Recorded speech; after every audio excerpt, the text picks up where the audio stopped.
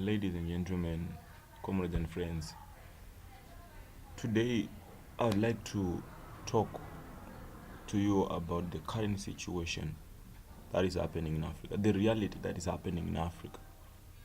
But first and foremost, I would like to acknowledge the works of the founding fathers and pioneers of African freedom and all the African nationalists.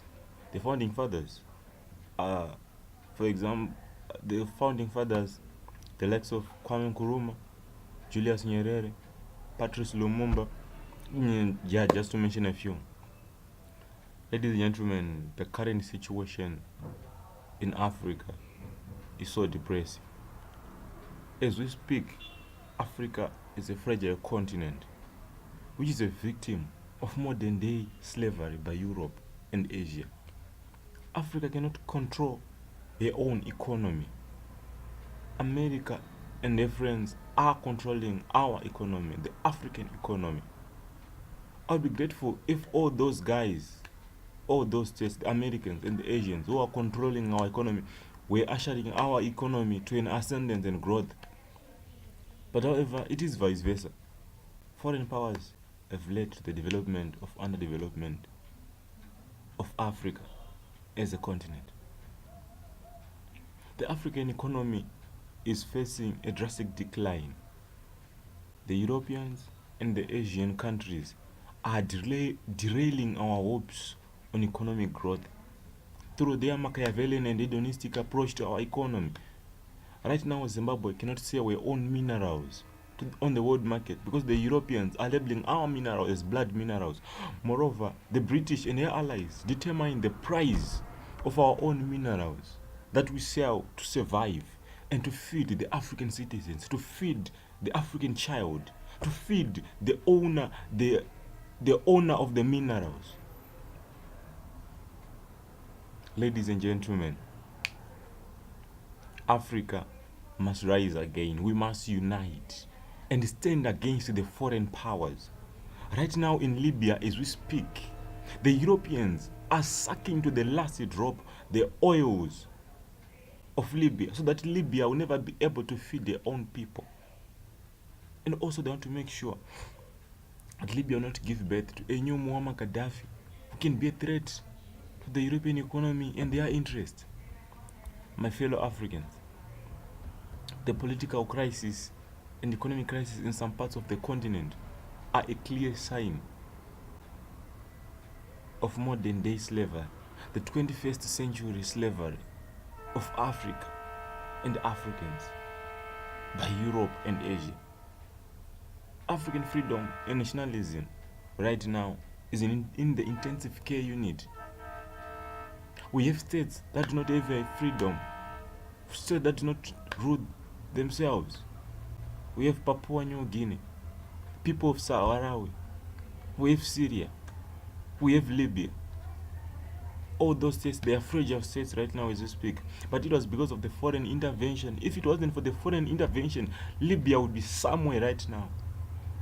But they killed Muammar Gaddafi, who stood up for the rights of his people, who stood up for the African nation. Just because he became a threat to their economy, they decided to deal with him somehow.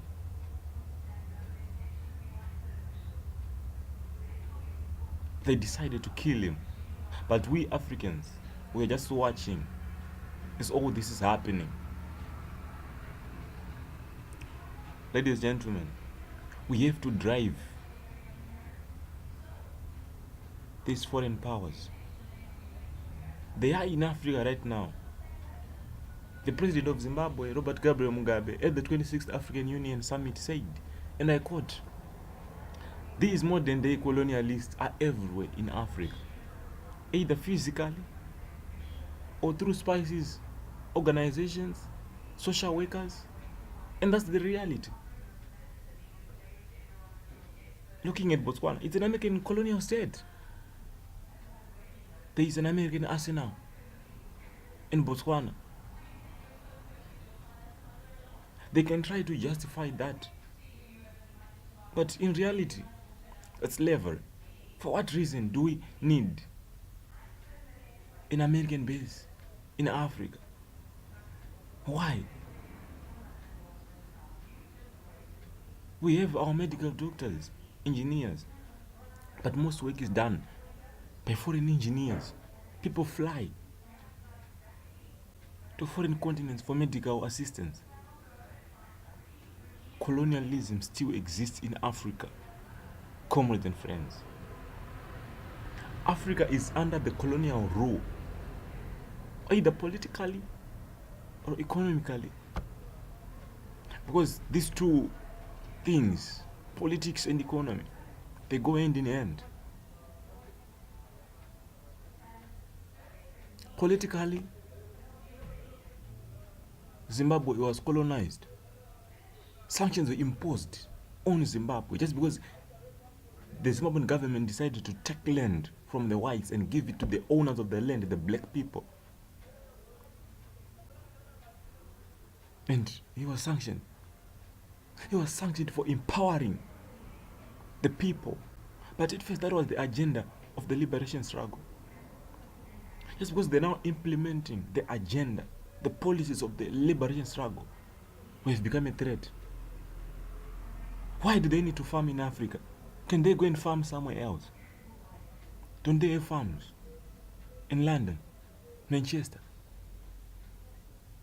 Washington? If they don't have farms there, they can destroy the White House, the Pentagon, and farm there, not in Africa.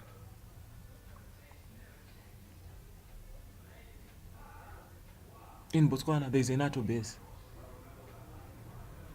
For what reason? And Libya right now is in ashes. It's because of the NATO army in Libya. Ladies and gentlemen, let's rise up as Africans.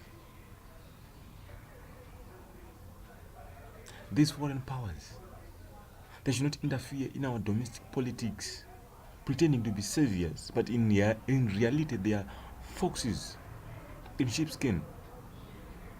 They are messiahs of doom, causing underdevelopment in Africa. They pretend that like they would like to help us, but they're exhausting our minerals. They are killing the African continent. Ladies and gentlemen, comrades and friends, let's all stand up and fight against the foreign powers that are causing Africa to be a fragile continent. We can do this. We can unite. Those were the dreams of people like Patrice Lumumba, Muammar Gaddafi, Kwame Nkrumah. Ladies and gentlemen, we have to rise up. Let's think of what is going to happen to the next generation if we become ignorant and sit back, sit on our hands, watch as the Europeans exhaust everything that we have in Africa. Africa should stand on her own. Africa should not be controlled by foreign powers. We have to control our everything. We have to control our economy. We have to control our minerals. This can be done if you and me and the heads of state, the African organizations, unite, come together, and drive the foreign powers out of the African continent and give Africa a chance to stand on her own. Africa can do this without any foreign interference. That's why they killed Muammar Gaddafi, because they knew that what Muammar Gaddafi was prophesying could be reality. Was the truth. Africa can stand on her own. Africa can feed their own children. Africa can solve her own cases. That's only if we don't allow ourselves to be tools of Western people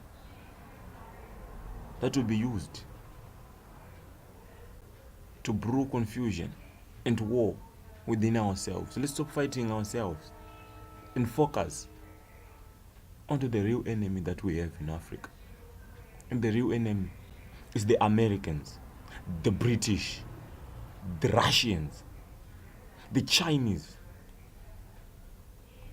the French. They exhaust our minerals so that they can feed themselves, whilst people are suffering in Africa. Somalia, people are suffering. Libya, DR Congo, Sudan, people are suffering. Yet they are living in the White Houses, in the State Houses, in the Pentagons, feeding themselves from our minerals, from our resources. Ladies and gentlemen, my fellow Africans, let's wake up and smell the coffee. It's high time. We have to give Africa a freedom. Africa should be free. Ladies and gentlemen, once again, I thank you.